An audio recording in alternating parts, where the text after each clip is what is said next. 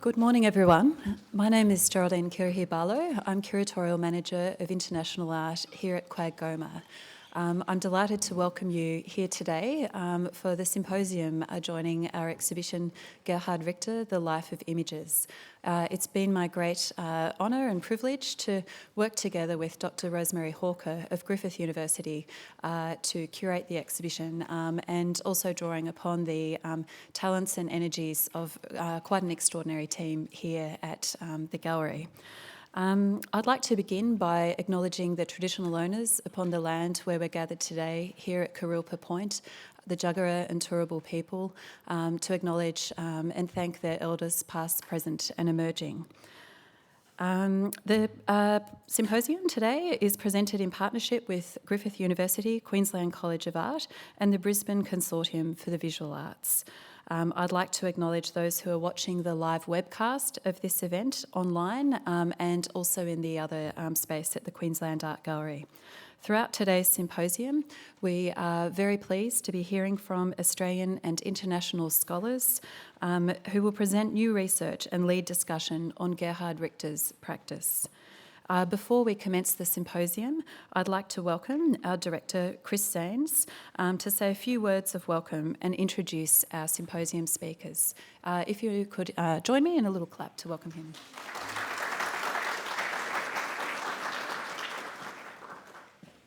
Thank you very much, Geraldine. I also wish to begin by acknowledging the traditional owners of the land on which we gather, the Turrbal and the Jagera peoples, the first peoples to settle along this edge of the Maiwar River, the Brisbane River, were of course also our first creative and visual artists. I recognise elders who have continuously played a role in this community and are very generously continuing to do so today. In the spirit of reconciliation, I acknowledge them as I very warmly welcome you to this symposium. The Queensland Art Gallery, Gallery of Modern Art, is delighted and honoured to present Gerhard Richter, The Life of Images, the first major exhibition of his work to be presented in Australia. In a career spanning more than 50 years, Richter has been deeply challenged by the work of being an artist, while confirming his authority over a seemingly implausible range of styles and genres. His oeuvre is as nuanced as it is unpredictable, and his struggles and accomplishments as a painter have become a kind of touchstone, both for contemporary artists and also contemporary art writers. The Life of Images is mostly concerned with his persistent engagement with the circulation and reproduction of images at their point of intersection between photography and painting. This exhibition assembles an entirely new selection of the artist's work, including, of course, the great spine at the back of the exhibition, Atlas Overview, selected by Richter himself, and the works themselves drawn from 28 public and private collections from right around the globe.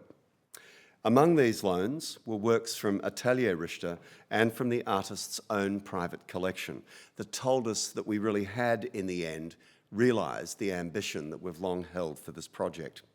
It remains for me, as I've done several times in the last 48 hours, to very warmly congratulate Dr. Rosemary Hawker and Geraldine Kirrihi Barlow for the truly monumental achievement I think they've given us in this exhibition.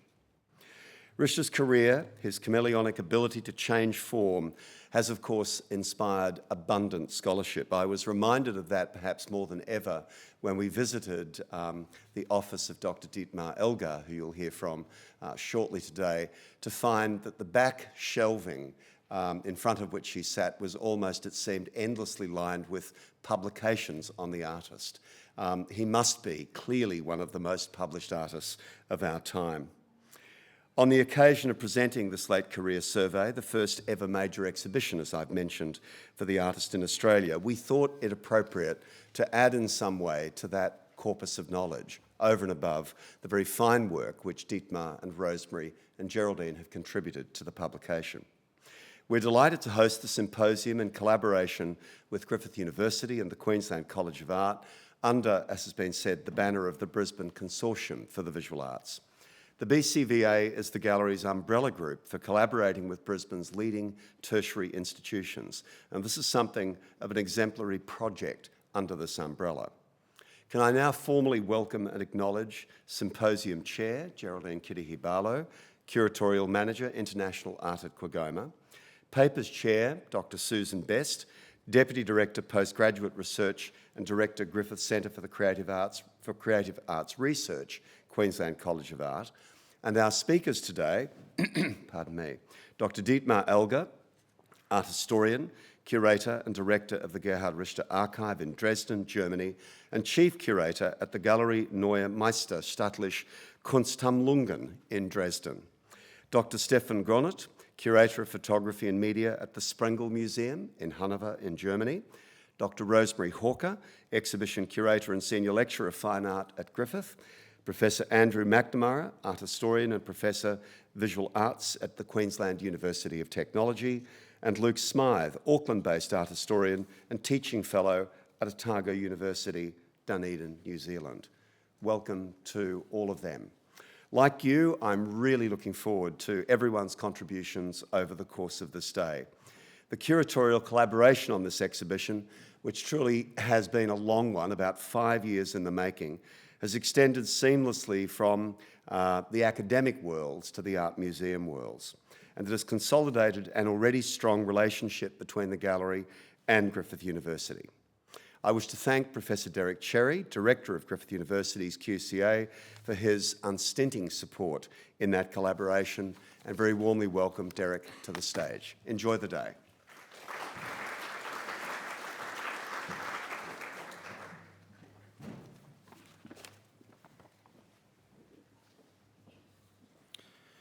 Thank you, Chris.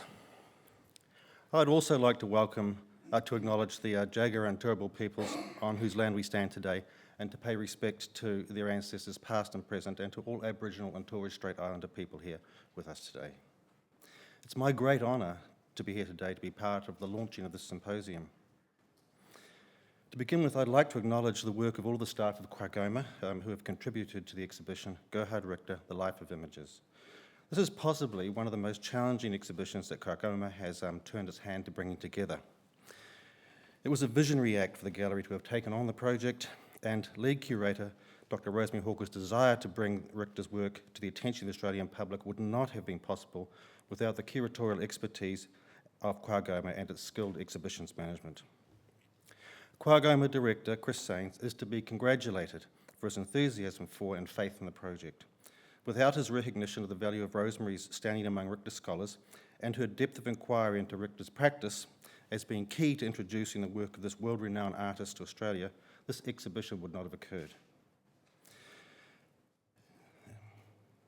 The extensive contribution of co-curator at QAGOMA's Geraldine Kirrihi Barlow must also be deeply acknowledged.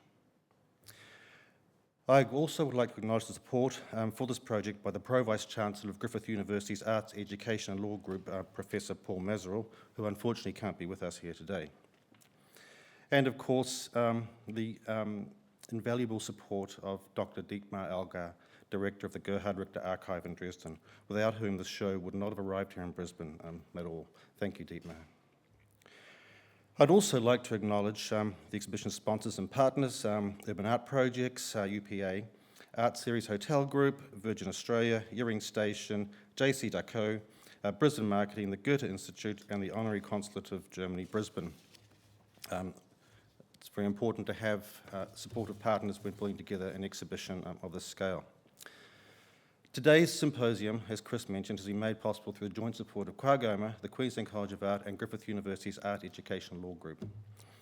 But also importantly, the symposium is being staged under the umbrella, as Chris mentioned, of the Brisbane Consortium of Visual Arts, the first partnership of its kind in Australia. The consortium facilitates scholarly collaboration between art history theory programs of Griffith University, University of Technology, Queensland University of Technology, and the University of Queensland, working in conjunction with the Queensland Art Gallery, Gallery of Modern Art. Today's symposium, I understand, will be the most significant and visible event that the consortium has hosted since the ANZ APT conference of 2015. Led by Griffith University's Dr. Rosemary Hawker, University of Queensland's Associate Professor Sally Butler, and Queensland University of Technology's Professor Andrew McNamara, the consortium has a focus on contemporary Asian art, art of the Asia-Pacific region, Australian and Australian Indigenous art, the global contemporary, curatorial education and training, and new approaches to art history and theory. In another Australian first, 3 PhD scholarships won by each of the partner universities have been established to further research into these key areas and to allow emerging scholars to take full advantage of the collections and expertise housed by QAGOMA. Through the establishment of the Brisbane Consortium of Visual Art, QAGOMA has demonstrated that it recognises a necessary shift in the role of art museums to go beyond the familiar ideas of public education and art appreciation and to provide intellectual leadership in actively negotiating the role of visual arts in society. Dr. Rosemary Hawker has been interested in Richter's art for over 20 years. Her doctorate, completed in 2007, considered what his work demonstrates about the relationship between painting and photography and the impact upon contemporary understandings of medium and art.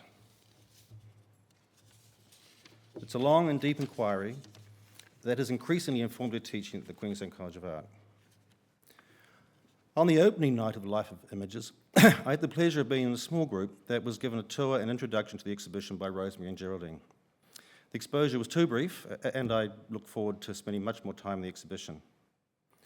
In addition to the superb grouping of Richter's works, there were 2 qualities about the introduction that Rosemary and Geraldine offered that really impressed me. Firstly, it was their palpable involvement, thorough inquiry, and sheer sense of discovery that they were able to share with us that they had associated with each of the works that we encountered on the tour. Secondly, it was their determination to offer a really experienced immersion into Richter's lifelong occupation with painting and its limits, and the ideas, personal experiences, and socio-political context that can be drawn into his paintings. These room-by-room encounters take us into the lives of these images and the lives behind these images.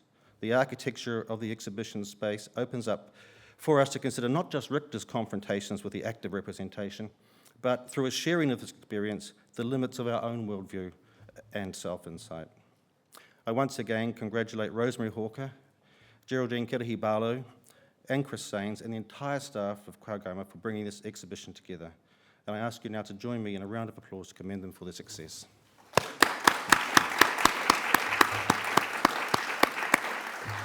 So finally, I welcome you to today's symposium. Gerhard Richter, The Life of Images. I think it'll be a great day. Thank you.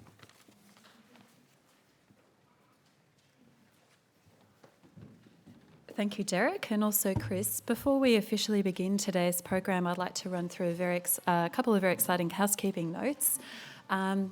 Cued by that phone, I think we would like you to all check your phones and ensure that they are turned to silent. You'll see that the format for today's symposium will be listed on the screen as we move through the day, and also handouts which you may have or we also have available. And I'd like to introduce Professor Susan Best, Deputy Director Postgraduate Research and Director Griffith Centre for Creative Arts Research at Queensland College of Art, Griffith University. Sue will chair today's sessions. The sessions will conclude with a plenary discussion from 3:30, but if time allows, Sue will be looking to take questions. Otherwise, please stock and save your questions for the end of the day, because we would really like your responses and thoughts to the papers which will be presented. So please join me in welcoming Sue.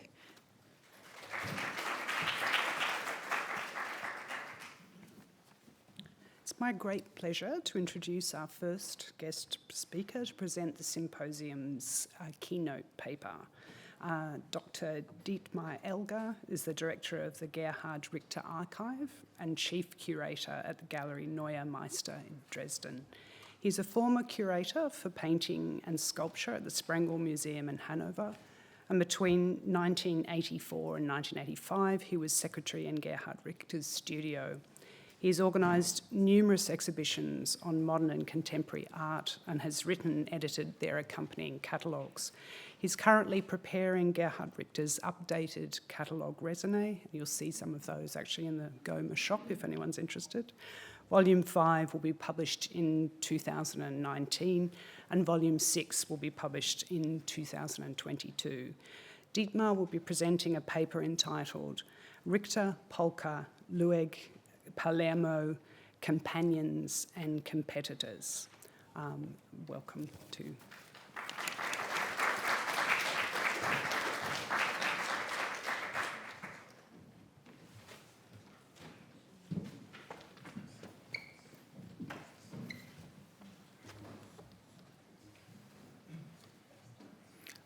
Good morning.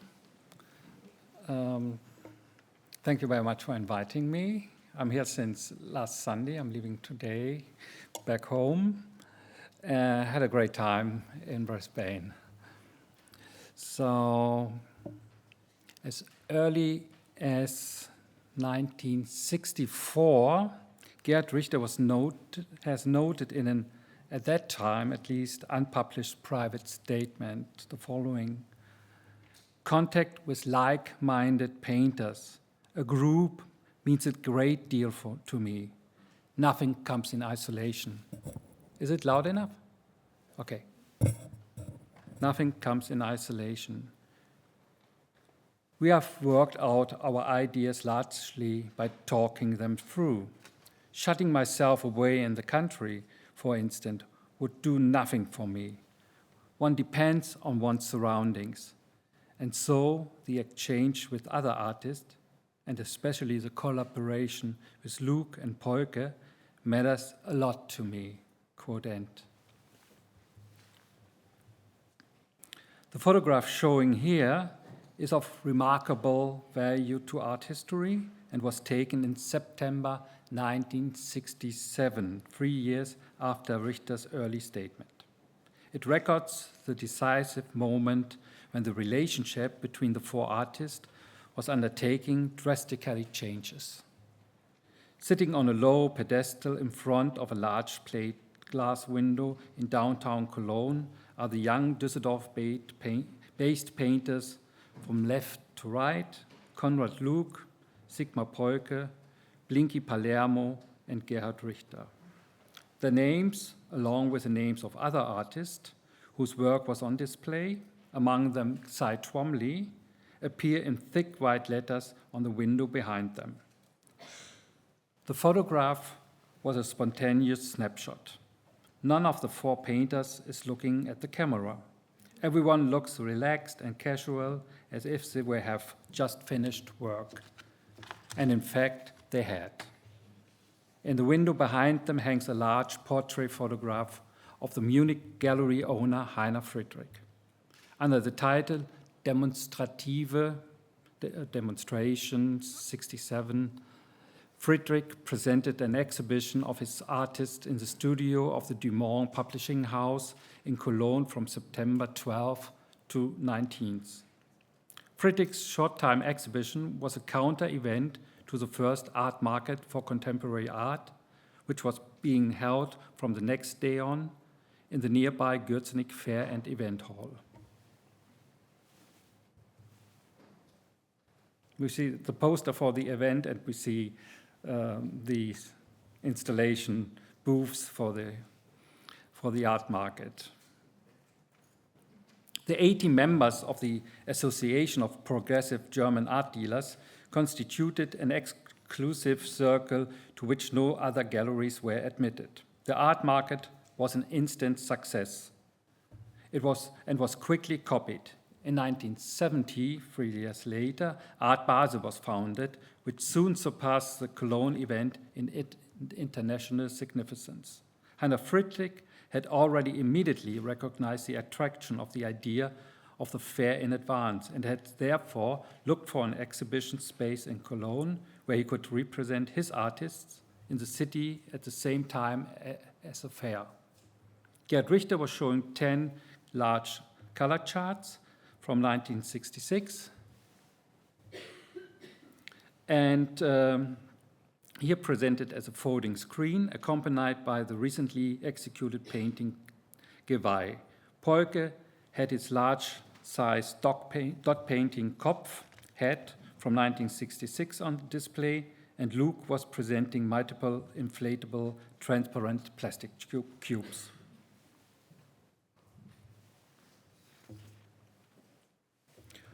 Polke also came from the German Democratic Republic. He was born in 1941, and in 1953 the family relocated to West Germany. Here he began an apprenticeship as a stained glass artist in 1959, before switching to the Düsseldorf Art Academy 2 years later. Luke had persuaded Richter and Polke to move to the class taught by the German informal painter Karl Otto Götz for the summer semester of '62. In his first semester, Richter had studied under the rather traditional painter Ferdinand Mackedans. Polke came from Gerhard Richter's class and returned to it after only one semester. So this was it shows the student works. So once a year, the students are showing their works in the academy, and these are the results from Richter's first semester at the academy in Düsseldorf. And you see some works are recognizable. You see that he was really dealing with some other issues that he was later famous for. Initially, Manfred Kuttler also belonged to the artist circus, including Richter, Luke, and Polke. We see Kuttler here sitting on the right. Kuttler, born 1937, had, like Richter, studied in Dresden, while the others three, in different ways, featured tribal, private, and public images. In their work, Kuttler painted geometric grid images between op art and zero art. Oh, this is one missing.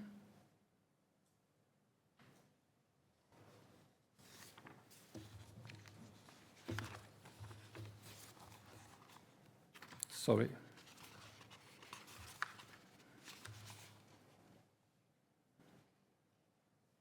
Oh, I missed the whole page. I turned away 2 pages.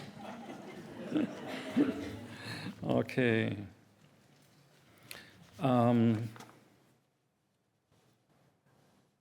Shall I put this in now? Yeah, so might be something interesting on that page.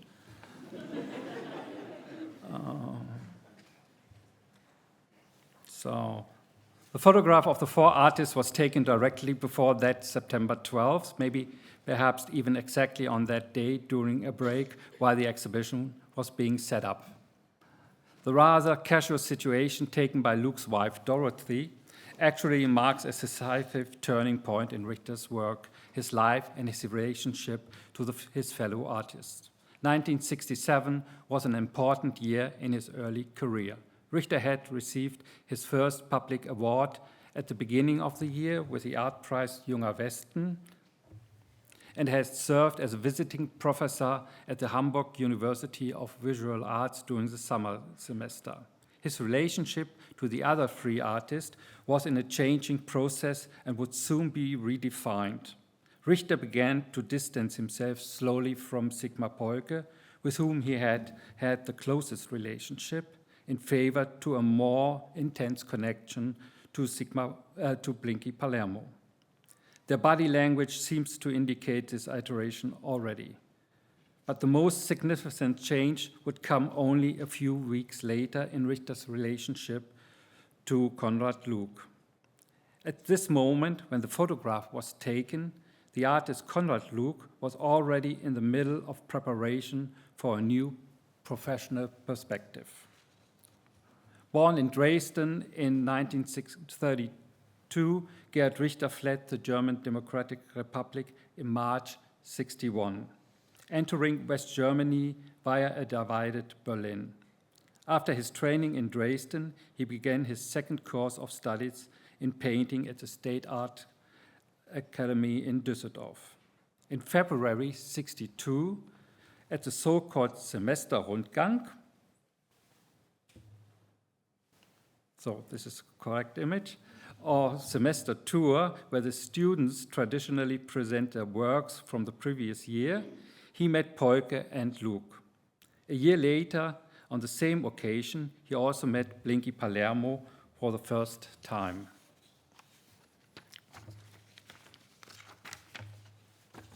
Polke also came from the German Democratic Republic. He was born in '41. I repeat this now, so keep in line. In 1941, the family relocated to West Germany. Here he began an apprenticeship as a stained glass artist in 1959, before switching to the Düsseldorf Art Academy 2 years later. Luke has persuaded Richter and Polke to move to the class taught by the informal painter Karl Otto Götz for the summer semester of 1962.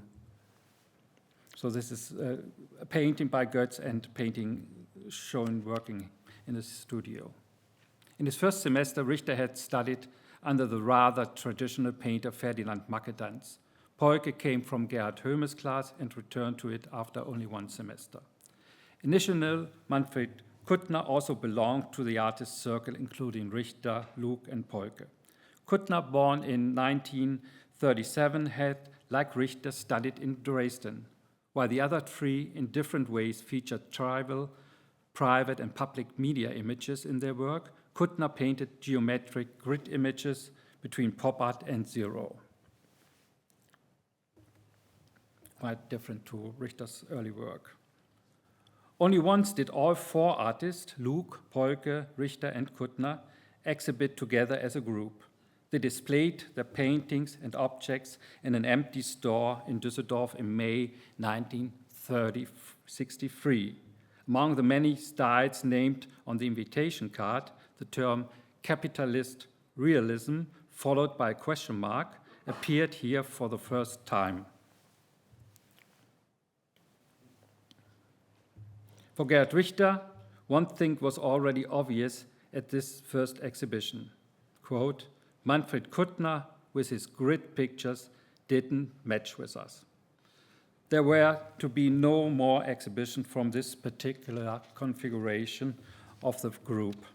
The only time all 4 appeared together again was as part of 2 larger group shows at the René Block Gallery in Berlin. At the beginning of March 1964, when they showed work as an improvised front yard exhibition at the Gallery Parnasse in Wuppertal, Kuttner was still with them. So we see them here, and we see some Kuttner paintings in the back, and a bit by Konrad Luke, and the 4 artists Polke, Kuttner, Richter, and Luke from the left side. In 1965, Kuttner left their loose artistic community in order to take up a more bourgeois existence in a graphic design office. During these early years, Richter, Polke, and Luke strengthened each other in their blanket rejection of all established artist styles and considered nothing value outside their own art. Quote, we quickly agreed back then that everything around us was nonsense. We knew that it didn't work like that, quote end, but they also didn't know how it could actually work. Their radical rejection of all established styles, their mutual encouragement and search for their own position in art and on the market covered up for a long time the fact that their friendship was also an alliance of convenience. Richter was definitely aware of this conflict in their relationship to each other. In 1991, he recorded as follows. There were rare moments when we did something together and formed a sort of union born of necessity. Otherwise, we were really competent.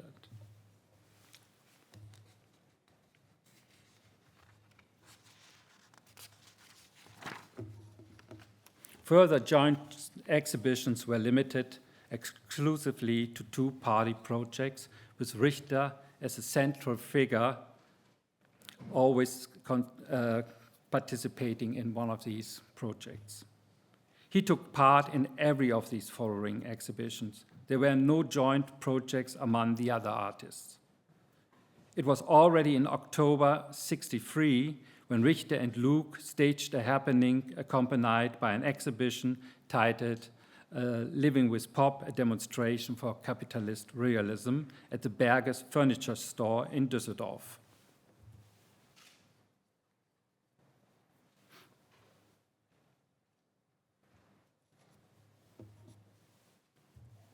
So this is the right image. In September 1966, they showed the best exhibition in Germany at the Galerie Patio in Frankfurt, for which Richter selected only one painting, the large pyramid.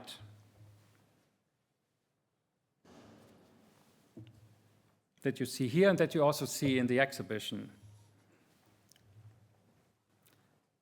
With Polke, in turn, Richter showed at the Galerie H in Hanover in 1966.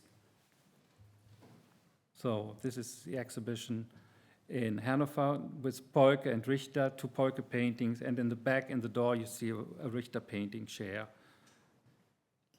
They designed the accompanying catalog as an artist's book with a text collage of fragments cut out of cheap dime novels, self-composed descriptions, and stage photographs of trivial and ironic situations.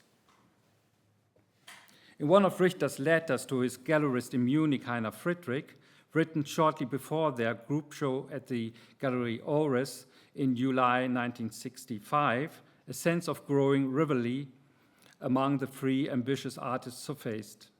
Unfortunately, I'm really not interested, since the 3 of us don't have an established agenda and an unified presence like Mack, Pine, Uecker, who were, after all, very successful as a group. It is said of us here in Düsseldorf that we are a second zero group, but that's not the case at all. I would prefer a solo exhibition. At their demonstration for the capitalist realism at the Berger's furniture store in '63, Richter and Luke consciously excluded Polke. And on the poster for their joint exhibition at the Galerie Parnasse, Richter can still recognize in their body language the distance between them and Konrad Luke. As you see, there is a small gap between Richter and Luke, while Richter and Polke are touching. A month after the photograph was taken in Cologne for the Demonstrative 67, Polke accompanied Richter to his solo show at the White Space Gallery in Antwerp.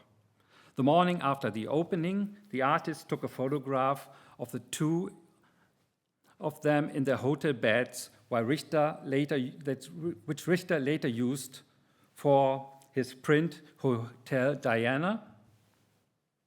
So we see the 2 artists. The print captions gives the viewer precise information about the image, time, and place of the photograph. Saturday, October 14th, 1967, between 11 and 12 o'clock, Antwerp, Hotel Diana, Polke right, Richter left. End of the subtitle. In the following year, they even created a collaborative edition titled Umwandlung,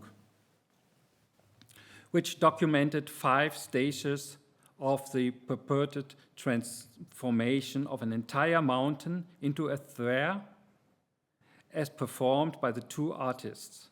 Here too, exact dating, April 26, 1968, lent authenticity to their assertion. As late as 2001, Richter underscored the unusually intense relationship they had at those years. Quote, "At the time we made the text for the Gallery H, it's in English, Gallery H catalog in Hanover 1966, I was closer to Polke than I had ever been to anyone."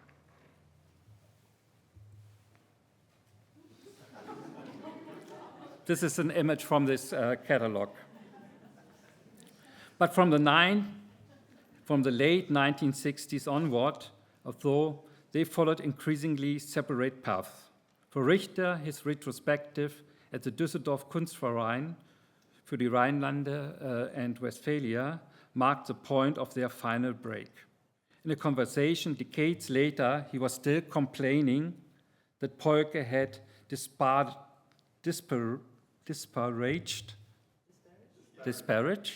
thanks. This was we already talked about that is one word that will not manage.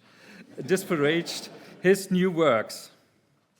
Ausschnitt, we see here, and Ausschnitt Kamin, one other of Gerhard's works from that time. Polke denigrated the painting by saying, you can paint a couple more of these things, or words like that. For Richter, this opinion was a sign that it no longer shared an artistic foundation and that Polke had lost any serious interest in Richter's paintings. Their private lives also took them in different directions. While Polke moved into an artist commune at the Gabitzhof in Willich on the Lower Rhine in 1972, Richter bought a row house for his family in the middle-class district of Oberkassel in Düsseldorf 1 year later. Polke drifted away into the psychedelic direction and I into the classical, Richter said in 2001, describing their further biographical but foremost artistic development. From then on, their meetings were marked by a friendly distance and they observed one another with professional curiosity. Regarding the abstract paintings he was doing at the time and Polke's chemical experiments with color, Richter noticed in his journal in 1985, as ever, Polke, I am glad to say, is doing something comparable, referring to the fact that both accorded to a great deal of room to change when creating their paintings. So left is a Polke painting from the mid-80s and on the right a Richter painting from the mid-80s.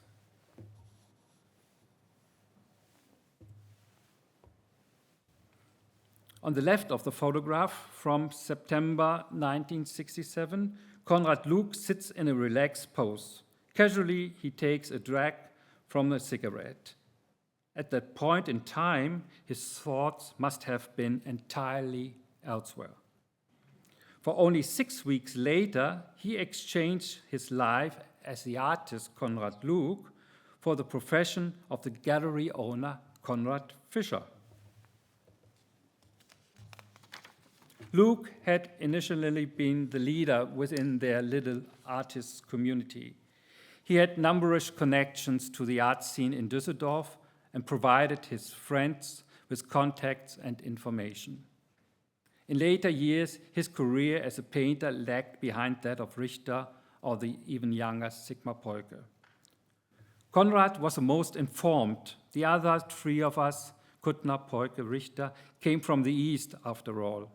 He was always lugging around art magazines, and he always had the latest copy of the Art International magazine. He knew everyone in Düsseldorf, Alfred Schmäler, Jean-Pierre Willem, Manfred Delamotte, Peter Brüning, said Richter in 2001 about Luke's specific role in their group of friends. Konrad Fischer, who took his mother's maiden name, Luke, as an artist, was born in Düsseldorf in 1939. He began studying at the Staatliche Kunstakademie in the winter semester of 58-59. He had been attending the class conducted by the informal painter Karl Otto Götz since 61, where Richter and Polke joined him 1 year later.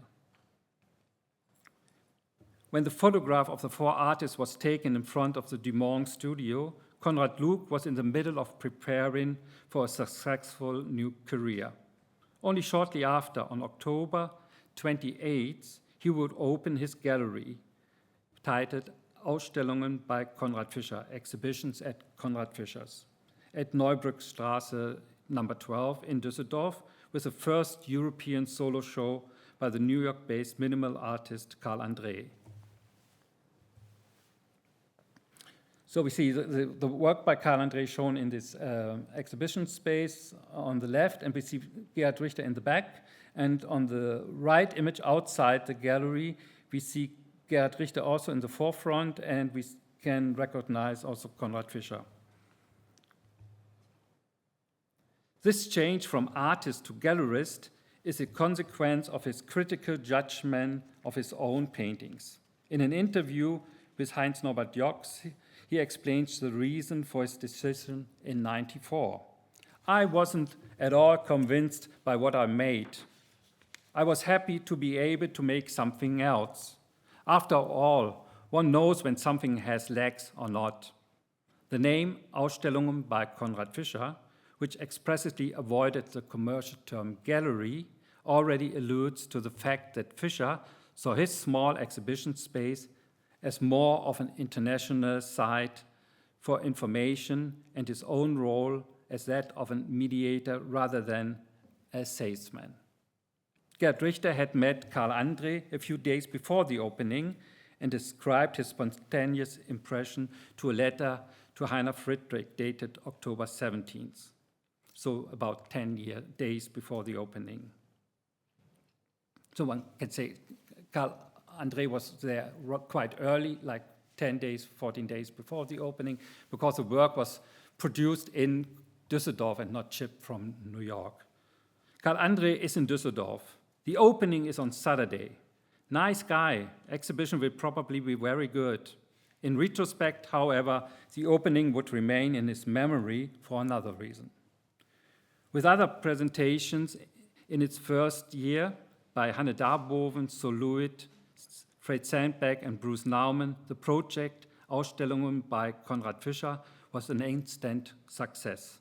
And within months, Fischer became one of Europe's most important avant-garde gallerists. He certainly appreciated the accolades that went with it. Even since I became a dealer, I've noticed that the respect that one has as a dealer is in no way comparable to the respect as an artist gets. As an artist, I hung around at openings like a geek, felt exploded, left out in the cold. But to the gallerist, the museum director gushes, "Mr. Fischer, do you want a catalog? Come and have a glass of wine." Quote end. Richter, however, who as an artist was the more successful of the two, also sensed a change in the situation and felt that Fischer, the gallerist, treated him badly.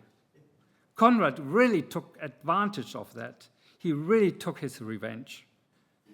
Richter still vividly recalled that after the opening of the Karl André exhibition, he, Palermo, and Polke weren't invited to sit with Karl André.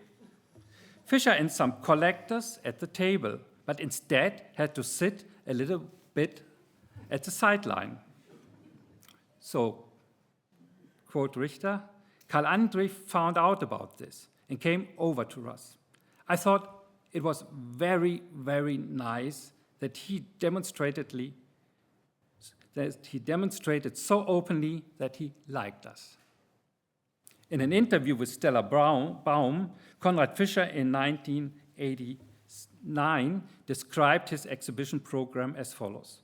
My exhibitions focus on minimal, conceptual, and land art. Initially, I only showed sculptures of these types because I didn't care for painters that much. I myself have been a painter. Even the few painters he showed during the early years tend to confirm this preference rather than contradict it. In February 1968, Blinky Palermo exhibited 7 large fabric paintings. And Robert Ryman's paintings, which premiered at Konrad Fischer in November 1968, were always defined as objects because they encompassed both the picture surface and the frame as equal elements to the work. As a gallerist, Fischer did not exhibit his artist friends Polke and Richter until 1970. For his premiere in April of that year, Richter adapted the selection of his paintings to the gallery's conceptual anti-painting program. Richter showed a total of 35 small format paintings, most of them gray or colorful in paintings, including a few works whose titles refer to figurative motive, yet in terms of painting, the execution is very free and abstract. Richter still records the show fondly. I had fun with Gerhard Fischer's exhibition, with all these small, beaten-up paintings hanging close together. Giancarlo Politi, the editor of the Italian art magazine Flash Art, has only recently talked about how Fischer offered to sell him one of Richter's landscapes in the 1970s. He offered me under the table, because he was afraid of the minimalist he represented, a figurative painting which I rejected. I had no understanding at all of what I had in front of me.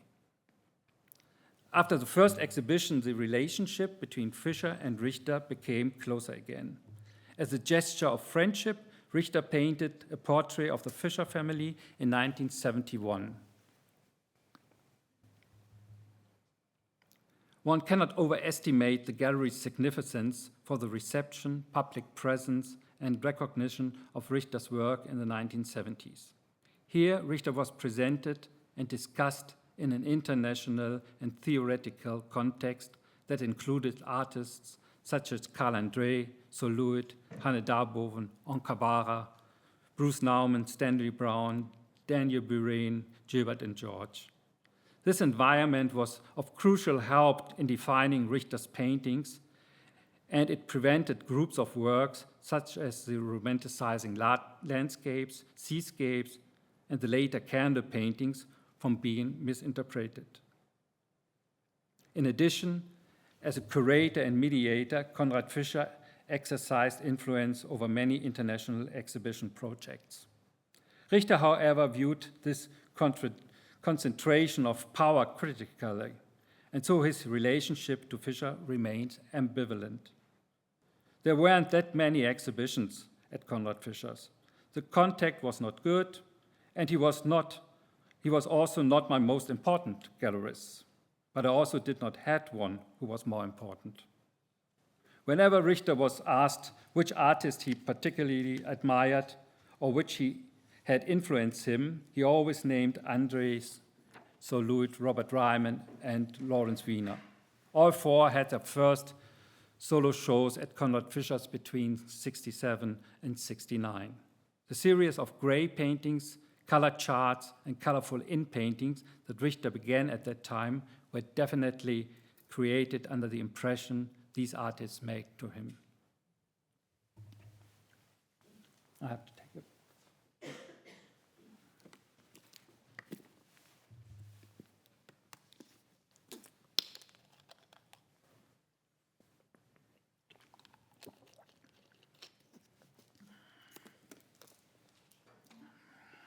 The fourth artist depicted on this photo, taken for Demonstrative 67, is Blinky Palermo. Richter met him in early 1963. Konrad Luke drew his attention to Palermo's work. Konrad said to me, "There's a guy up there in Gollar's class, pretty good." Richter records small paintings that has something very quiet about them.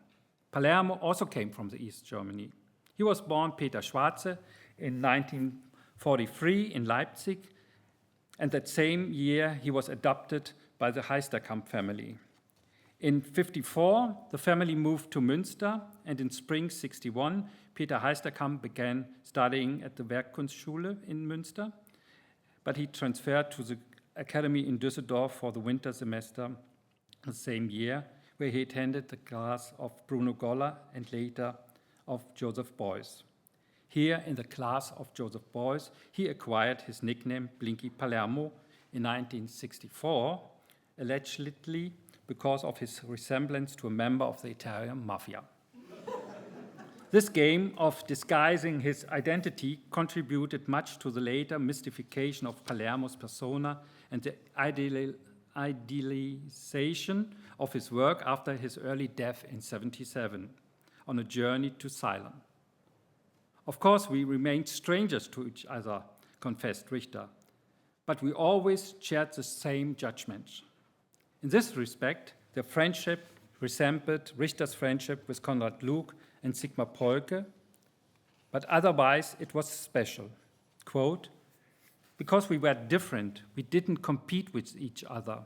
I always appreciated the way he could create something that seemed so silent, that was all foreign to me," quote end. And in a conversation with Robert Storr, Richter added, "We could really just speak about painting. The main thing was about the surface of color and the proportion of color. It was impossible for me to talk to Polke about the opacity of color. With Palermo, yes." Richter's relationship with Palermo became more intense in the ensuing years and replaced his previous close friendship with Sigmar Polke. The 1967 photo of the four friends already indicates the shift in the relationship between them. Richter sits on the outside with Palermo on his right. Their bodies are turned toward each other and somewhat away from the two others. Palermo's work treads a fine line between painting, object, and architecture. His fabric paintings were painting without painting and at the same time objects. Richter's wife, Emma, sewed together these multi-part fabric paintings. And in 1970 and 71, Richter and Palermo collaborated on several works, initially on the painting Fingerspuren, which was later destroyed, and in 71 on two untitled double paintings, of which Richter later used one for a part of the collaborative edition with Palermo telephone. So their first exhibition together was for Salvatore Dali at the Gallery Ernst in Hanover. Here Palermo contributed a mural, while Richter had two paintings, Ausschnitt Rot-Blau and Ausschnitt Grey-Lila, both 2 meter by 3 meter and both dated 1970. So this is one painting, and the wall painting by Palermo is a black line on top behind the lighting system, and below this is one of Richter's painting, and this is a painting that is in the collection of the Sprenger Museum in Hanover. So Hanover is mentioned here very often. So Mr. Gronert is in Hanover. I was in Hanover. He had exhibitions Richter had exhibitions in 2 galleries in Hanover. So don't overestimate the importance of Hanover in the German art system. So it looks like everything is, beside of Düsseldorf, is Hanover. Yeah, it's nice for us, but. The artist sent out invitation printed on edible paper. They considered the title to be an ironic homage to the Spanish surrealist. Quote, "For Salvatore Dali" was meant polemically, as a protest. Dali was really out of favor, and in terms of social politics, he was completely reactionary. The kitsch of his paintings was also out of favor, Richter commented in retrospect.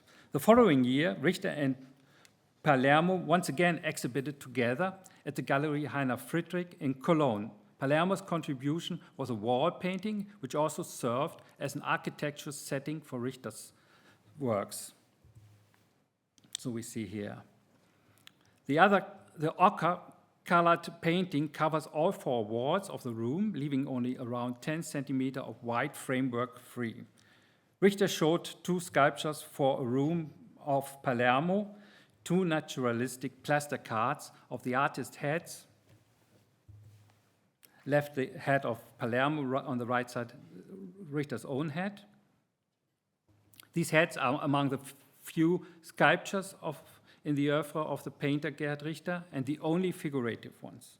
Richter painted the life-size head in gray and mounted them on slim wooden pedestals, each one 1.50 meter tall, and also painted gray. Richter placed the 2 sculptures in the gallery space so that the faces were turned towards each other. Conceptually, the installation of mural and sculptures on pedestals is linked to both Richter's romanticized landscapes and his print Hotel Diana from 1967. Its ironic setting with the 2 artists lying in bed is here transformed into an homage to the artist as so-called by Richter, the most important persons in the world.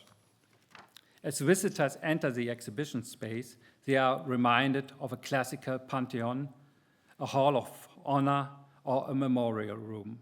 The presentation seems to practically demand reference to the objects on display from the viewer. The mural, done in a color described as Munich ochre, its white frame and the cast of the two artists elevated on pedestals and rendered lifeless and lost in reverie by the coat of gray paint, created a historizing, solemn atmosphere.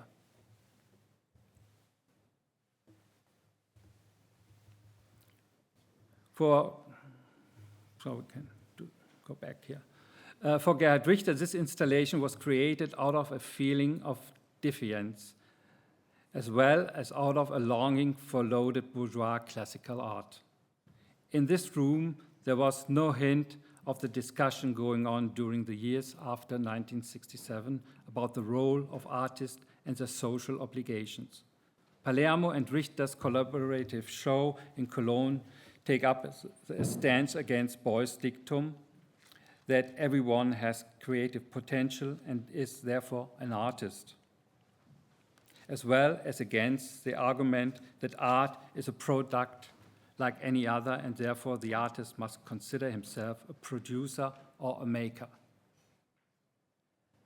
As he did with his landscape paintings he was creating at the time, and again with the 48 portraits for the German Pavilion in 1972, Richter here likewise formulated a counterposition to the political anti-painting zeitgeist, while at the same time recreating into an art history. By deliberately avoiding the confrontation over artistic contemporarity and aesthetic innovations, he also succeeded in updating art historical topoi. The gesture of high-end pathos that accompanies the two artists' presentation can therefore only be understood in terms of their situation at the time and the feeling of isolation connected with it. The positioning of the two heads is an expression of their close devotion to each other, as well as their reciprocal encouragement. And indeed, it was from Palermo's encouragement that Richter drew the strength to keep on painting, despite the general rejection of painting. One doesn't make portraits like these with look at each other with closed eyes just for the fun of it, for tactical reasons.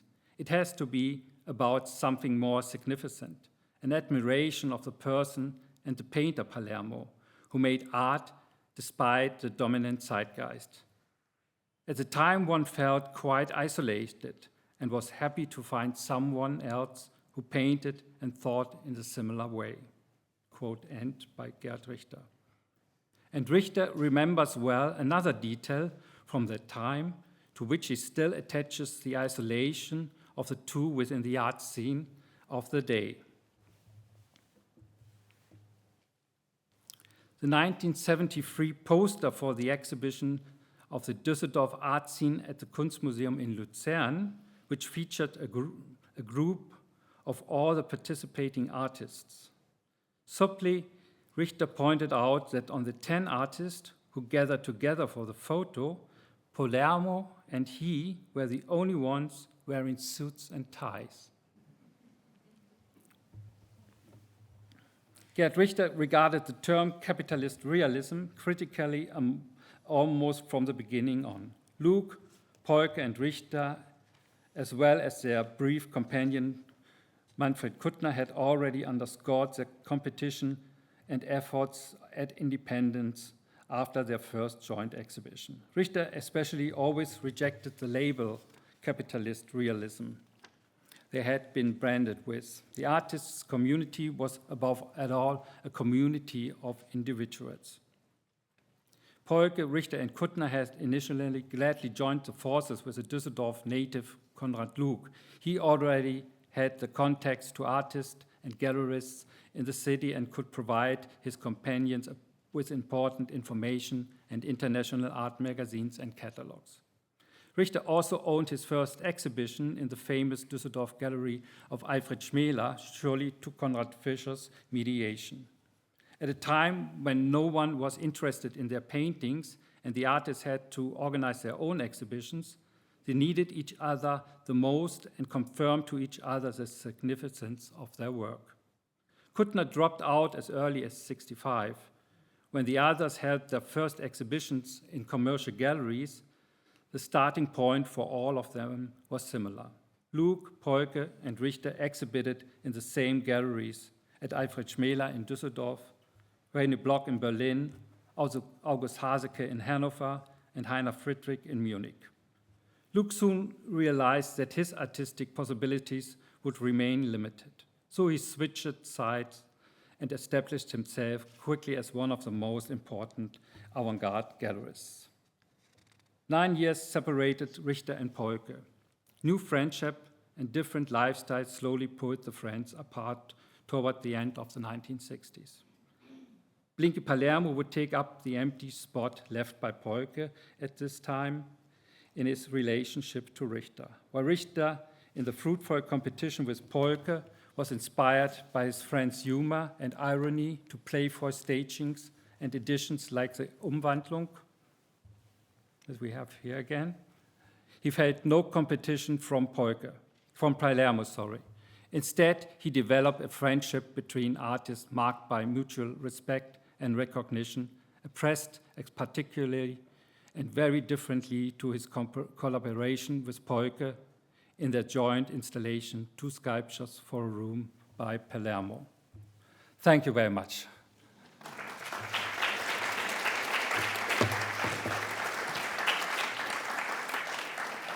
So I hope it was okay. It's not so easy to read all this in English, which is not my native language, sorry.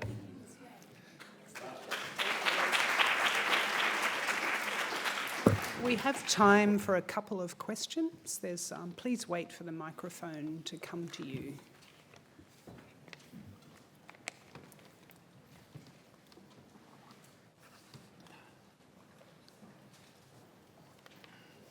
No? No questions. No questions? Perhaps I can start off giving people time to think or formulate a question. You mentioned how important that context was for Richter of being exhibited with American minimalist and conceptual artists. Would you elaborate what you think could have happened had he not been contextualized in that way? Oh, not really, because it's difficult to speculate. But there was something else, so I can talk about another situation. So Richter, with his very first paintings that he did in the West, that we also saw at the beginning. Let me see, come to that. That's one of the first images. So, yes, here. So he presented this works in a gallery show also at the end of '62, together with Manfred Kuttner. They had a two-person exhibition in Fulda in a gallery, or kind of Kunstverein. And he didn't sell anything at that time. So none of these works in this type was exhibited. And Richter later said, oh, what would have came out of me if I would have been successful with this type of works. Yeah, so he was glad later he was glad he didn't sell anything at that point and destroyed later also mostly of these works. So, and you never know what would have happened. So there might be other ways than with the Fischer. He was also with other galleries, and but Fischer was very important to him. He puts this down a little bit, but so he was in a grouping where his work was discussed specifically. Mm-hmm. Yeah, so if you with other galleries and has other artists around, you discuss differently. Mm-hmm. So it very much helped his work, I guess, that it was shown and discussed in the context with these minimal and conceptual artists. Yes. So, good question over there. Obviously, Is this on? It's good. Obviously, he talked about the value of mixing with other artists and how powerful that was. I'm curious because I've been looking at a lot of early Japanese art lately, and what would happen is a group of Japanese artists would get together, they'd probably drink some wine or something, and then they would actually paint paintings together, little portions of paintings.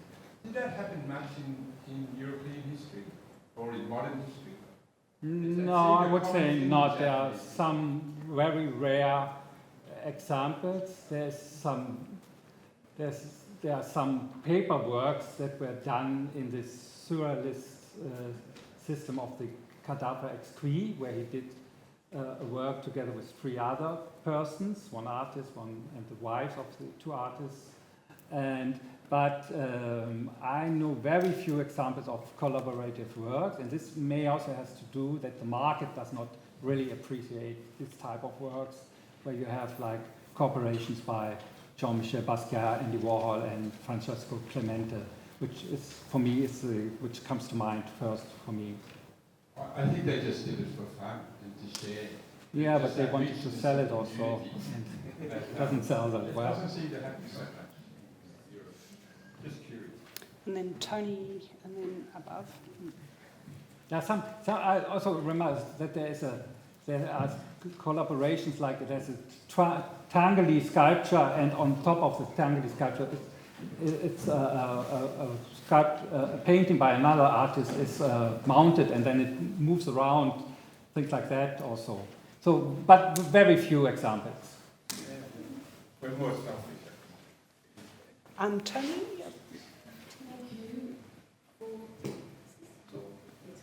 Thank you for that fascinating insight into Richter's early years. I was interested to hear you mention Richter's discussions with Palermo, which he acknowledged about the opacity of paint. Do you mean the material dimensions of paint, or could you elaborate more on that phrasing, the opacity of paint? Yeah, you can put the paint differently on the canvas, so it can be very thin and then it's shining through, or it's thicker, that it's more closed. I guess it's about this question. It's in total what it meant by Richter is that he can talk about how to use the color and work on technique, talk about technical problems with the color. And with Polka, Polka is quite different.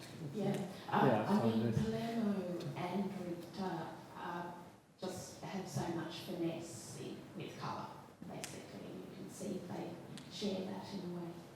Thank you. Yeah, we have another question. We have 2 now questions now. Speeding and then up. I think Thank you for the insight on the early stage of those artists. But I had a question because, yes, about their research, their aesthetic research, and their connection between them. But one thing that we never see is how were those artists surviving in the late 60s and early 70s if we didn't sell any of those paintings? Was it any grants for artists in Germany at the time, or were they supported somehow with galleries? I know one of them decided to take a mercantile style. He became a gallery owner. Yes. What about the others? How did they go through the first years until it started? And when did Richter started to make a living of his art? Okay. I can only speak about Richter because I do not know with the other artists. So in the early 60s, when he was a student, he got support from the state a little bit. And his wife was a little bit working. They got a little bit money from his wife's parents, and they did a lot of work by the side. So they built these wagons for the carnival in Düsseldorf. They painted floors he did a lot of side jobs. He was selling the paper and pencils at the academy, and he was serving drinks at the parties at the academy. So he had a lot of jobs like that. Later, then he had a professorship, this visiting professorship. He was also for 1 year teaching at a school, which he couldn't go on because he was only an artist but has no pedagogical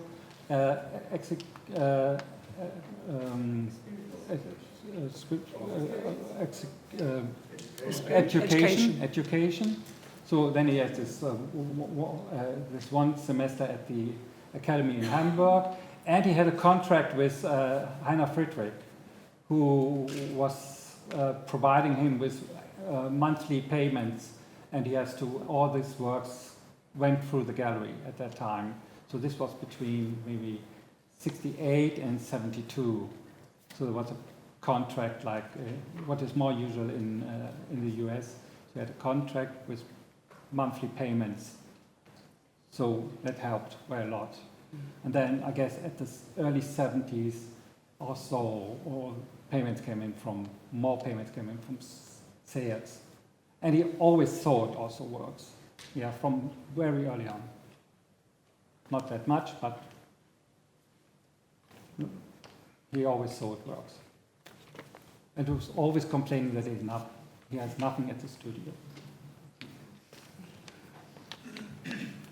Thank you very much. We're on a tight Do you have schedule. another one? Do we still have another one? Yeah, you still want?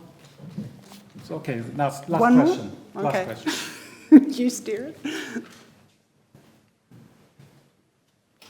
Thanks very much, Dr. Elger, on that candid biographical reading of Richter's early development of his painting in conjunction with the collaborations and tensions with Hawker and Palermo. I wanted to ask you about whether this reflected the broader context of painting of German art of that time, where it was probably moving towards expressionism in a way from the austerity of minimalism and conceptual art, where this kind of is the narrative of the broader context of German painting of the 60s and 70s? No, I don't think so. There were other groups, like the Zero Group, which Richter also mentioned as the successful Düsseldorf Zero Group, and they were already called the second Zero Group. They were very, very highly regarded and very successful at the time. But there were also other groups and styles that are presented at that time in Germany. So it was, you wonder that how it came out of a big broad of different styles and things. It is, and then at the end, Richter was lifted up to this international star because there were a lot of other types of works and around in Germany. So. Great. Thank you very much. Thanks a lot.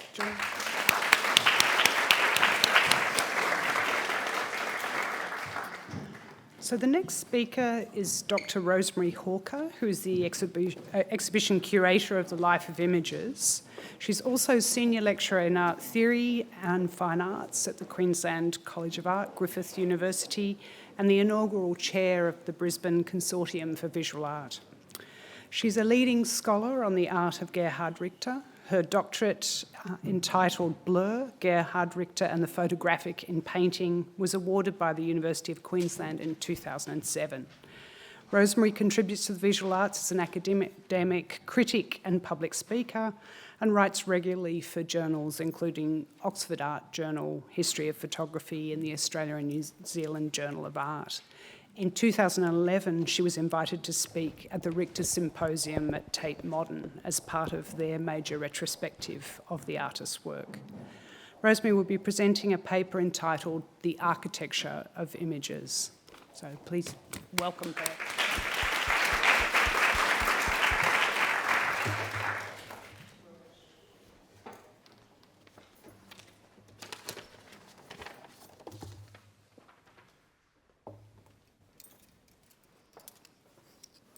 Thanks very much, Sue. This paper is occasioned by the fact that when I first began to think about the Gerhard Richter exhibition, it included a component that addressed Richter's engagement really across his entire oeuvre with architecture. Now, for various reasons, exhibitions don't turn out quite as you might have expected, and we weren't able to secure the loans that I'd imagined would help me articulate that particular argument. But all the same, I think that this is the area of research that I'd like to do some more work on, and this occasion really allows me the opportunity to start talking through some of these ideas. So Gerhard Richter and the architecture of the images refers back to our exhibition general theme and which emphasises the artist's engagement with what I've thought of as being a complex image economy. Richter returns to earlier works and themes in order to make new works. He also deliberately places his work within the history of art and, of course, painting in particular. Through these strategies, he makes visible the broader network of images that enable their circulation and exchange. Therefore, the diversity that characterises his oeuvre is not simply an exploration of various thematic and stylistic approaches to art, but rather a productive process closely tied to the analysis of images in contemporary and art historical contexts. Richter has, since the beginning of his practice, engaged in architecture in many different ways. We might even think of the mural paintings that predate his numbered catalogue raisonné as being formative in this respect. Certainly since the 1960s, he's regularly made works that directly relate to architectural views and motifs.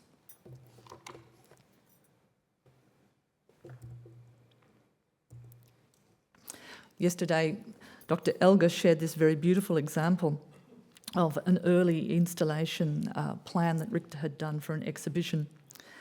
It's what's called in architecture a developed surface drawing.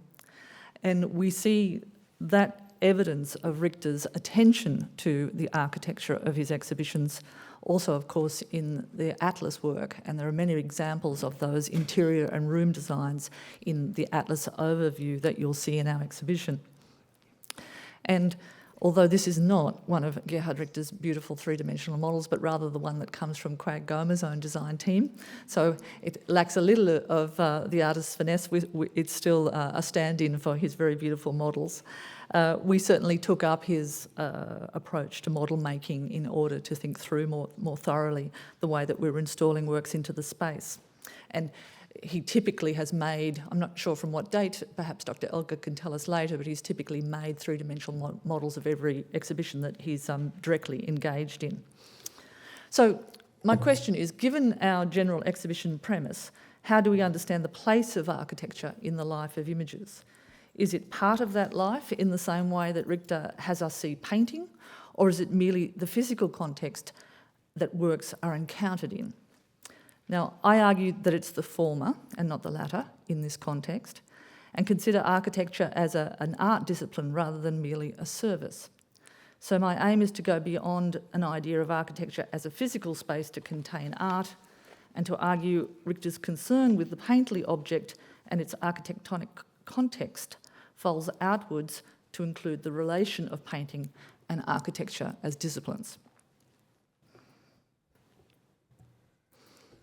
Now, I'm by no means the first to argue such a view. It is, for example, implicit in the way that Benjamin Buchloh describes Richter's 8 grey. But in this discussion, I'm trying to test this idea more directly. So let's look a little more closely at some of the ways that Richter has responded to architecture before thinking again about that question, the relationship between architecture and the life of images. Richter has engaged most formally with architecture through his collaboration with the architectural firm Robrecht and Dahm for the installation of his work in the pavilions they designed for Documenta 9 in 1992. For that installation, the architects lined the space with wood panelling, and this, of course, is a rather startling contrast to the conventional white wall treatments of exhibition design. Much earlier than this, of course, Richter's photo paintings take architectural motifs as their subjects, particularly in the late 60s, which is when he painted most of his window, door and curtain works. But he's also revisited these architectural motifs at a number of different times in different ways. Another aspect of this interest comes to us in townscape, and of course we include townscape Paris in our exhibition, and in the urban scenes of numerous photo paintings from the late 60s and 70s. The window is also alluded to in the titling of monochrome and abstract paintings.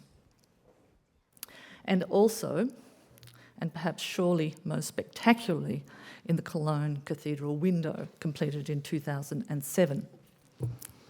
And as I said, Atlas returns time and again to architecture. In over 40 separate panels and across hundreds of image references to architecture, we see things like a scheme for social housing, the Reichstag installation, and also the Marmi Finti panels of the Vatican Museum, which I wasn't able to find the image of from Atlas, but I know it's there somewhere. And Atlas is, of course, overwhelming. It's like looking for a needle in a haystack when you think, I've seen it in there somewhere and I couldn't find it last night. All of these references to architecture are interesting to me. And of course, most people would date his attention to the motif of the window as beginning with 4 panes of glass in 1967, and then extending into many glass and mirror works made very frequently across the 70s, and those works have continued through to as recently as 2016. Now, I need to quickly say that I don't mean to collapse the distinctions between Richter's sculptural works, glass panels, mirror works, but I simply group them together here for the sake of brevity, and in a longer paper, which I hope to write from this beginning, those distinctions will be maintained and explored more appropriately. But returning to 8 Grey, because in this context you really cannot overlook it, this is certainly the work that has attracted most comment in relation to architecture, and Buchloh describes it as, quote, a work that acts simultaneously within the registers of painting and photography, sculpture and architecture. And he goes on to say, it is the culmination of a pursuit that began with 4 panes of glass, the artist's first work to programmatically bracket the age-old painterly episteme of the window with the paradigm of the monochrome. Unquote. And of course, at the simplest level, the scale of 8 Grey also shifts painting into an architectural dimension. Other aspects of Richter's attention to architecture include the way that he's opened exhibition spaces to the outside, deliberately resisting the windowless white box that has come to typify galleries and museums. He says, it's simply one of my inclinations. I want to have beautiful rooms. And in many cases, I've insisted on the room having a window. For example, in '86 at the Kunsthalle Düsseldorf, the first thing I did was to have a window unblocked. Later he says, I've integrated windows into the room so that you can see in from the outside, and above all, so that you can see out from the inside. Again, at the installation of 8 Grey at Deutsche Guggenheim in Berlin in 2003, he opened a window to the street so that the outside would reflect onto the surface of the works. Sorry, that image actually relates to the Düsseldorf installation. We see the same effect in the Dia Art Foundation 6 Grey mirror installation, though presumably not, in this case, presumably without the artist's direct intervention. In an interview with Hans-Ulrich Obrust, Richter says, a proper play needs a stage and pictures need architecture. It's quite simple. And this is said in response to the situation of the showing of his work in an underground exhibition space at the Lenbach House in Munich. Richter again, I was very unhappy about that. In fact, it made me feel ill to think about it. That's not architecture, that's a station platform.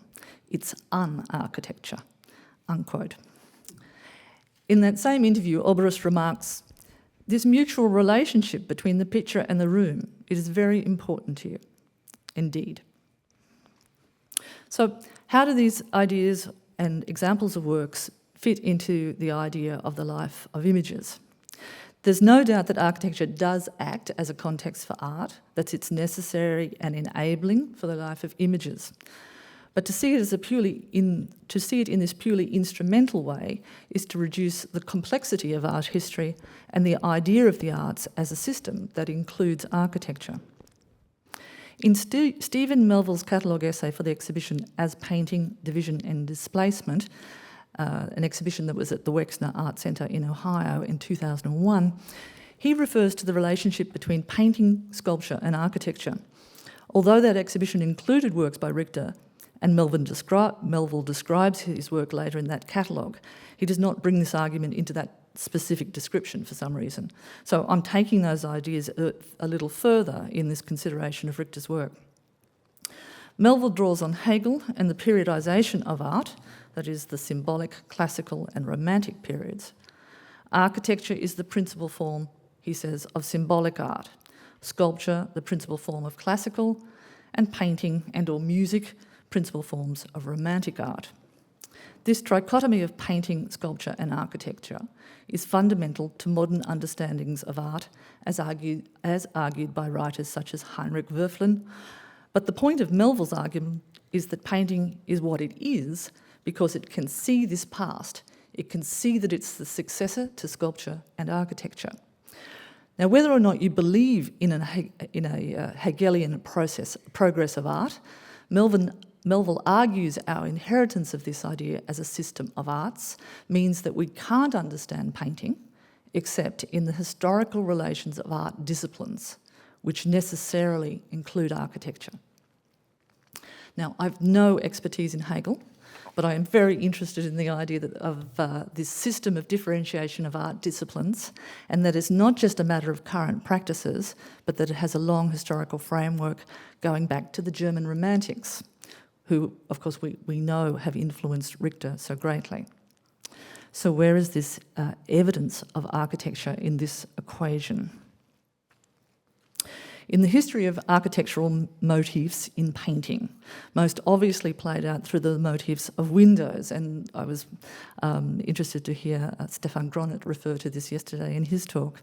But we can look to people like Caspar David Friedrich in paintings such as this window, the subject being a window in his studio, and his use of the window within other works that look outwards from that particular shape and motif, but also across to artists such as Henri Matisse, Albers,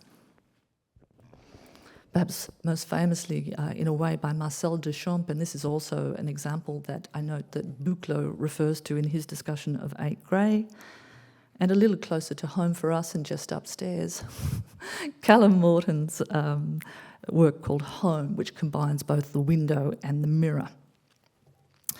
So in this context, Richter is entirely conventional in addressing this motif.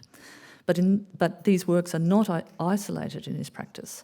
They're contingent on and in his mirror and glass works, and in his door and curtain paintings. Certainly the glass works occupy a special place in these relations, just as Buchloh suggests. They are the midpoint from which both architecture and painting are considered and set into a direct dialogue.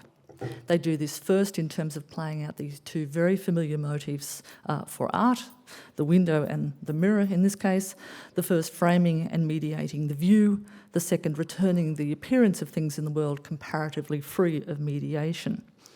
Now, a brief aside that as much as these are familiar motifs for art history, the place that they've been most persistently tested as models for interpretation is in relation to photography, another great interest of mine, and its claims to art or objectivity, as window or as mirror, but that's for another talk. So to return to Melville, he argues that many of Richter's works rely upon a type of reserve and distance set up across works as diverse as the glass sculptures, the mirror works, and photo-painted portraits. He says, his paintings repeatedly build themselves around some form of internal gap.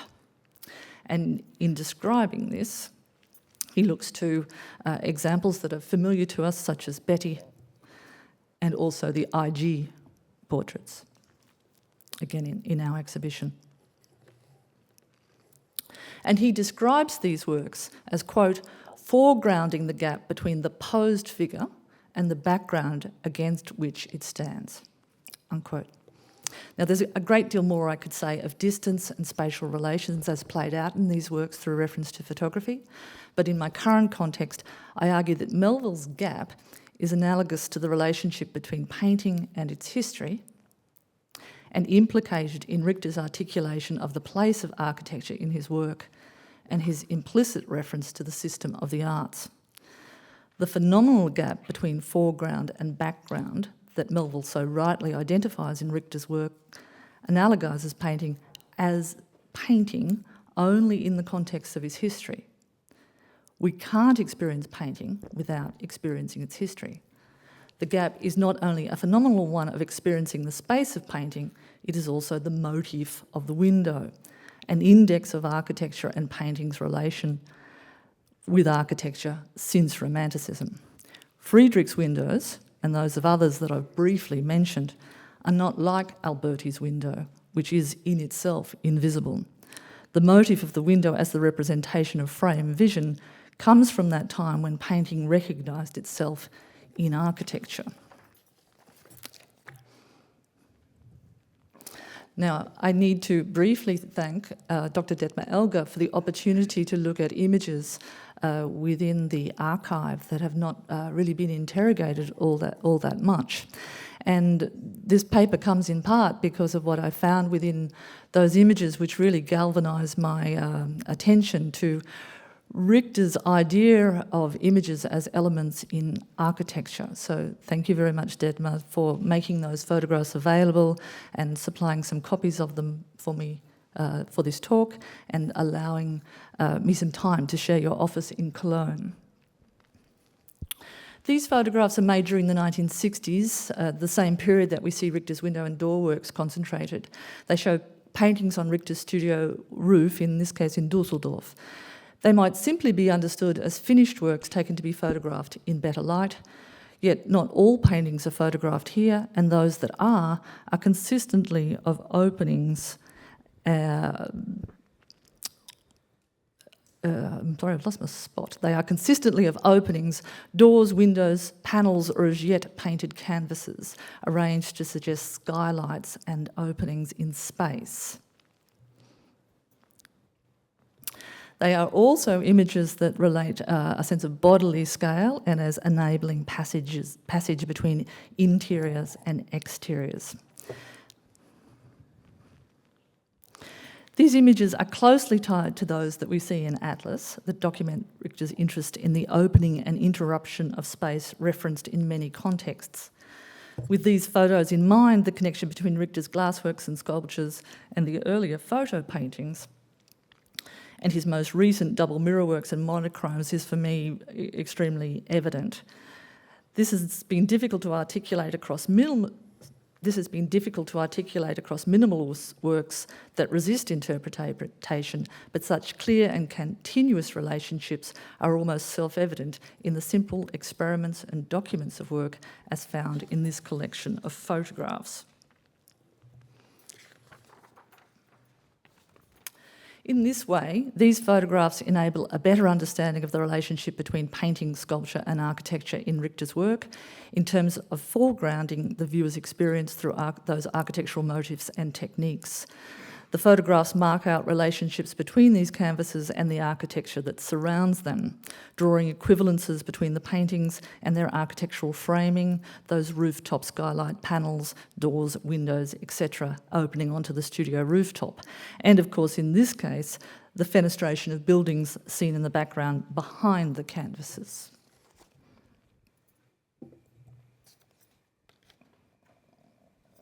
So to move to conclude my thinking to date, while Richter is best known as a painter, it's also useful to recall his suggestion from 2012 that he might be more accurately referred to as a picture maker, as he's much more interested in pictures than painting. This generalisation of his practice enables us to more easily think of the diversity of his work and what I'm beginning to see as an all-encompassing consideration of how images enter space, how space is open to images, if you like, and how this seeming self-evidence returns to complex historical questions that impact our understanding of his oeuvre and art more broadly. The placement of two-dimensional images into three-dimensional space may seem far too literal a way to think of interpreting Richter's or anyone's work, or to lead to an essentialism that's been left behind in art historical debates about medium. A more precise sense of architecture, as distinct from building, can underscore our experience of artworks as image objects in space, and bring a closer understanding of prevailing issues for art. Thank you very much.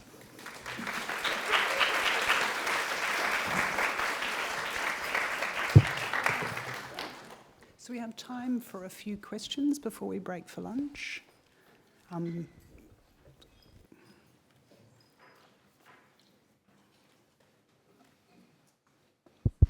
Hello?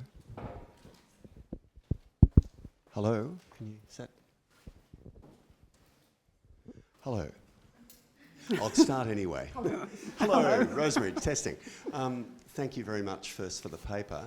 Your slide of Dear Beacon, the 6 mirrors, it struck me that there's a kind of finely calibrated cantilevering of the mirror from the top to the base. There we are.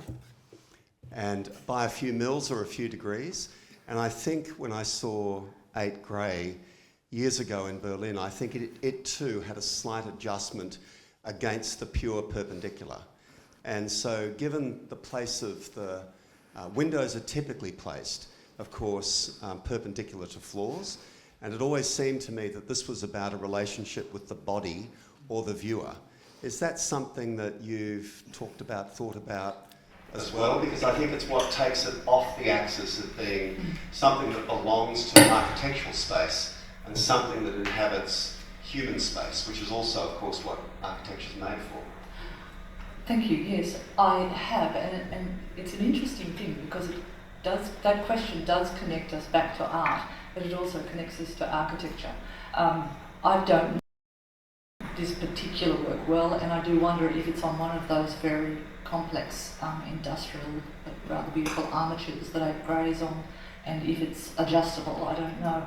But I think you're right, if it's not about this work, it's certainly about other glass and mirror works by Richter, that they are able to move away from that direct perpendicular relationship. So yes, the window and the door as motifs typically identify the body, and they do the same symbolic work within architecture. So that's something that the cross from art into architecture, or from architecture into art, depending how you think about it. Certainly when we're confronted by Richter's glassworks, mirrorworks, it's a strange sort of conundrum about how they relate to us physically, because on the one hand we are inevitably reflected in them, and our surroundings are reflected in them, but they also, as images, as works, they tend to resist the idea of image, because there's these completely empty surfaces like screens. So both full of image information and completely and utterly empty of image information, referencing the body inevitably through reflection and also through scale and shape and that motif that I've been talking about, but also somehow or other denying any direct engagement. It's a funny kind of paradox that they set in place. Because although these are kind of ultimately conceptual works, it's always struck me that they attend to tradition, because of course paintings traditionally slightly pop out from the top and rest on the base, just in order to physically install them in space. So it's always struck me that this is not something that Judd would have done. You know, it's a very different position that Richter takes, and I think in a way it's a kind of nod to tradition, which I think so much of the work is, even the seemingly most abstract, always carry with them that sense of the history of art's tradition. And you can too. Sue's just pointing out the fasting on the right-hand side, so there is considerable sort of armature there. But I couldn't help but smile as you were describing that idea of the traditional hanging of canvases, and all I could remember was the installation of the strip painting of the exhibition, which was our most, because it has to hang completely and utterly flat against the wall, and to do that is no small feat, and a very, very intense time actually in installation that particular day, but yeah, you can see why they tip out from the wall. It's much easier than trying to go through the front. But yes, I think you're entirely right in your observations. Yes, thank you, Rosemary. It would help my question if we go back to your Right. Just as well it's easy. yes. As in this one. No, that might be yes. But it occurs to me that as we've been through the images you showed us today, that Richter's depiction of space in painting is a very shallow space. It's a space which, in a sense, positions us outside the space, but actually exposes the fact that there's very little space beyond that. This particular photograph is very interesting because the actual window beside the painting is more painted than the painting in a sense. It's flatter, it has more resistance to a kind of spatiality than the painting. Yeah. And I'm kind of interested in what this compression of space in these works that you note are as architectural, this compression of space tells us about other aspects of this work. Yeah, well, what you've just pointed out there is almost like the origin of the work of Richter's. That's two panes of glass that are painted grey and organised on frames back to back. And I'm not suggesting that it is as straightforward as that, but when I looked across this set of these photographs, and there's a great many of them, I was really struck by the way that they're clustered together. So it was analog photography, so it's not a situation that's quite as immediate as that, and as speedy as us sort of all using our smartphones to take a series of photographs because, hey, that looks interesting, and I saw you do it before actually. The artist who's sort of starting to think about something that makes a whole series of images so they can sort of like visual note-taking. Within Richter's time and context in the 60s, the taking photographs and the developing of photographs is much slower. So to look at contact sheets and see these clusters of photographs, and it literally is about somebody walking around their studio space and on the studio roof and thinking through those spatial relationships and obviously marking out the parallels between things like the window you've identified and the window painting itself. And probably something that's not evident there is that particular of 4 panels. So not only is the subject matter of the work referring to the window as the motif, but you can think about each one of those panels as also being like a window or even like a door, and likewise with some of those other window door paintings. So it comes together in a way that also formally, as objects in space, refers back to that architectural structure. I'm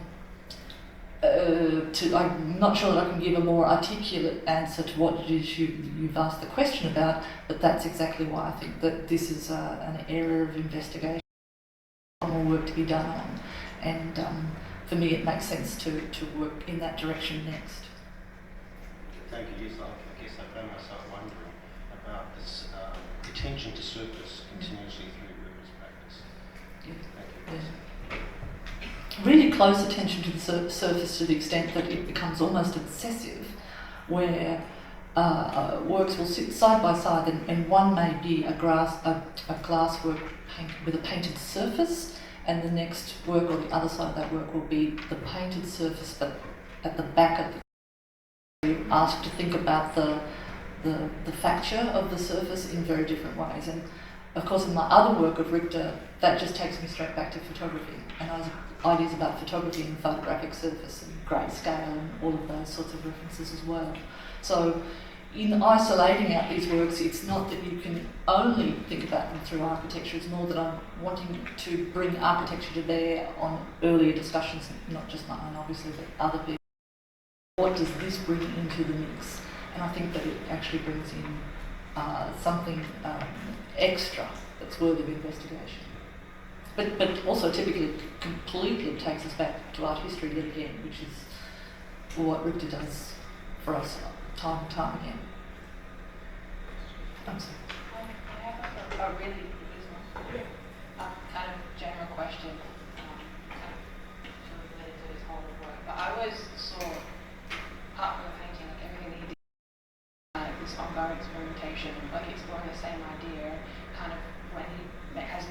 project, sort of other ideas come up, which he then pursues. You know, there's like implications of certain sort of thoughts that he has that he then pursues in like another body of work, I suppose. And so I guess the question that I'm wondering is, do you think that Richter was really thinking about these kinds of things in the way that you describe, or was it kind of something that he was like, it was kind of intuitive or something, and then it kind of raised those questions? Like, do you think he was actively thinking about these kinds of things? Yeah, that's a good question.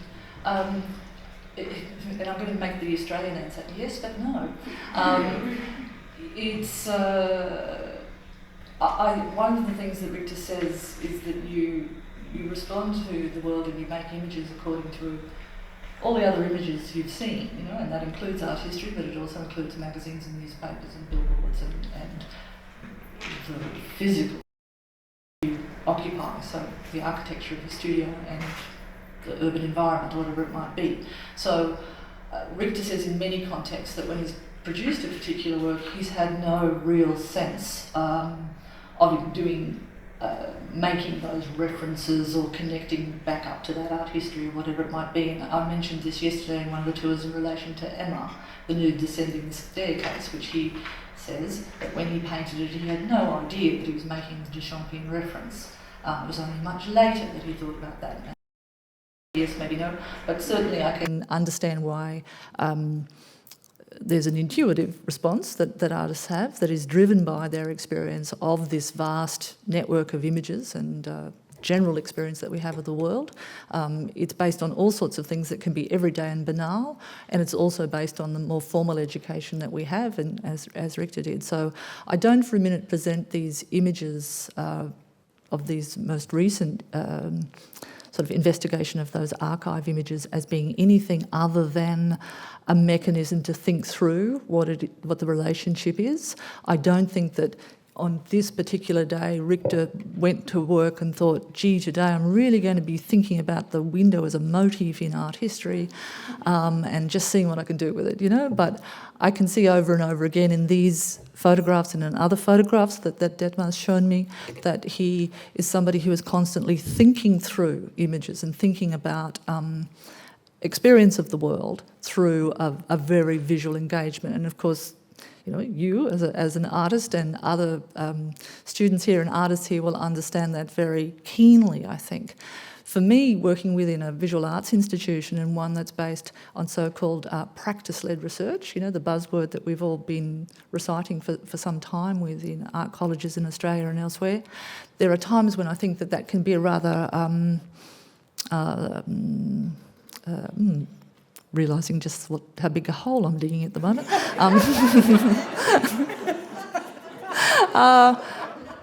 A convenient way to describe your practice. But in Richter's work, I think what you describe in terms of thinking through things and experimenting and wondering and thinking again and returning, this is evidence of somebody who from the outset has been, his work has been very much about practice-based research. So, and as a consequence, I think that's one of the things that's really kept me connected with him because of my interest in the art object, first and foremost, and then moving through to the ideas from the object. But also for me in my teaching at the College of Art, because that's where I need to sort of constantly renew my faith in this idea of practice-led research, and somebody like Richter's always been a great model for that. So all of you have thought over the years, I wish you'd stop talking about Richter. It's because I think that he really does exemplify that model. So I hope that answers your question. I think we should break for lunch now. You would, Sue. And